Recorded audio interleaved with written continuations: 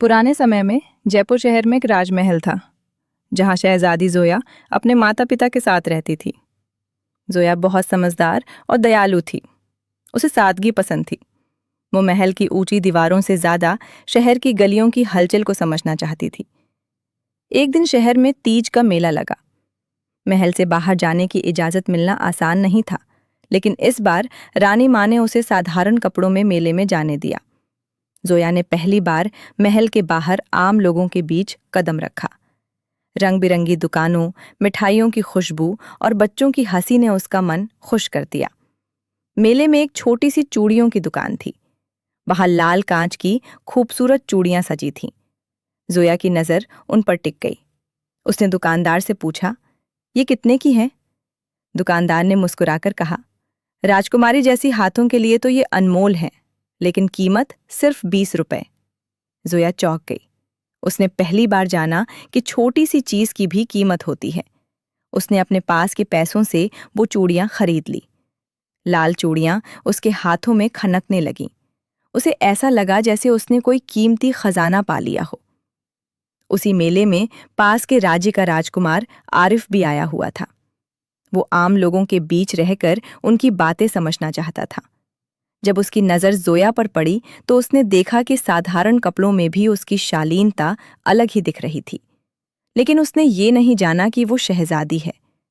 भीड़ में अचानक हलचल मच गई। एक छोटा बच्चा अपनी माँ से बिछड़ गया था और रो रहा था। लोग इधर उधर देखने लगे, पर कोई आगे नहीं बढ़ा।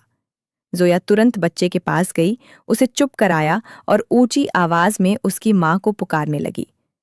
कुछ ही देर में माँ दौड़ती हुई आई और अपने बच्चे को गले लगा लिया।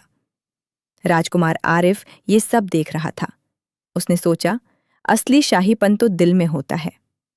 वो जोया के पास आया और बोला, आपने बहुत अच्छा किया। हर कोई ऐसा नहीं करता। जोया ने मुस्कुराकर जवाब दिया, इंसानियत दिखाने के लिए खास होने की जरूरत नहीं होती। दोनों ने साथ मेले का बाकी हिस्सा देखा। बातों बातों में उन्हें पता चला कि वे दोनों राजघरानों से हैं। लेकिन उस दिन उन्होंने एक दूसरे को राजसी पहचान से नहीं, बल्कि इंसान के रूप में जाना। महल लौटते समय जोया अपनी लाल चूड़ियों की खनक सुन रही थी। वे सिर्फ कांच की चूड़ियां नहीं थीं, बल्कि उस दिन की सीख की याद थीं कि असली सम्मान कपड़ों या पद से नहीं, बल्कि अच्छे कर्मों से मिलता है। कुछ महीनों बाद दोनों राज्यों के बीच मित्रता का संबंध बना और जोया वो आरिफ का विवाह तय हुआ। शादी के दिन भी जोया ने सोने हीरे के गहनों के साथ वही लाल चूड़ियां पहनी।